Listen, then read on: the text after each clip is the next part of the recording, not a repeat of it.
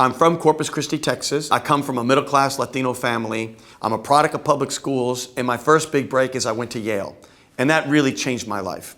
My second big break is I had a summer internship on Wall Street through a program that puts minority undergraduates on Wall Street. I would have never been there otherwise. And I turned a summer internship at Salomon Brothers into a full-time job. And then I moved to Houston in 1990. I was chairman of Metro, but we took a very difficult agency and we turned it around. And remember, the budget of Metro is significant. It's about almost a third the size of the cities. And so I know how to work with big budgets. We had our own police force. I know how to deal with law enforcement.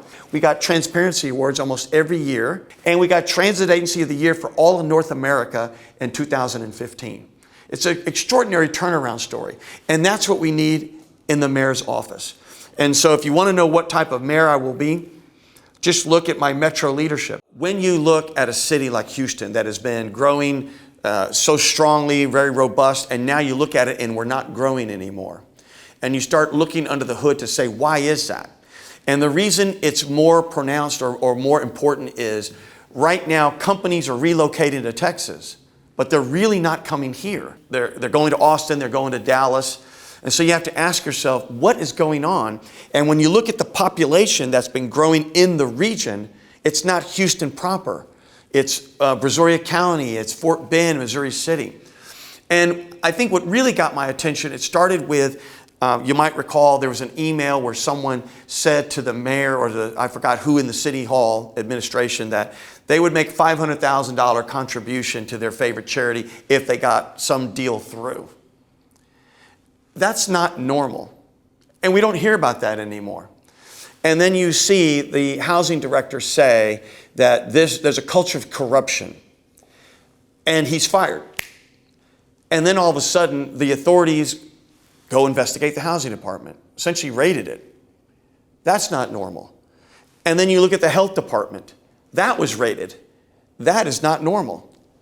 And then you look at things like the recent procurement on the airport contract, the food concession, which is a quite large contract. And I've done large procurements at Metro, so I understand them. And you don't get involved with them. As a leader, you could set parameters in an open, transparent way at the beginning, and then you let the procurement take its course. And ultimately, they did that procurement 4 times. There's something very wrong. And so I just think Houston's headed in the wrong direction. And I want to do my best to either A, be elected and turn it around, or B, at least be part of the dialogue to force the other candidates to take positions on these things that I think are important. Beyond the usual potholes, I know there's potholes, beyond the usual crime, beyond those things, but some of the deeper issues. There's no doubt the top priority, though, is public safety. Nobody feels safe in Houston anymore. That may be cliche because that's probably everyone's number one, but it is true. And it happens no matter what part of town. The public needs to feel confident that whatever is happening in City Hall in this, what the housing director called a culture of corruption, is cleaned up. In other words, I want to audit the housing department, health department immediately. And I don't mean a generic audit where you hire someone to tell you efficiencies. I mean someone needs to go in there and turn it upside down. There's a reason they raided those areas. So there's clearly some leakage or waste of some sort, whether it's through malfeasance or incompetency. And I'm not suggesting malfeasance. It could just be incompetency or inefficiencies. The other thing relates to the firefighters.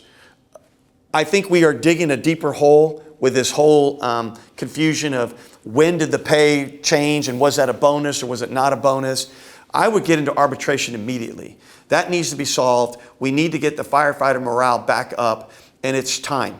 I think we need a more business approach that will look at all the issues at hand and methodically go one by one.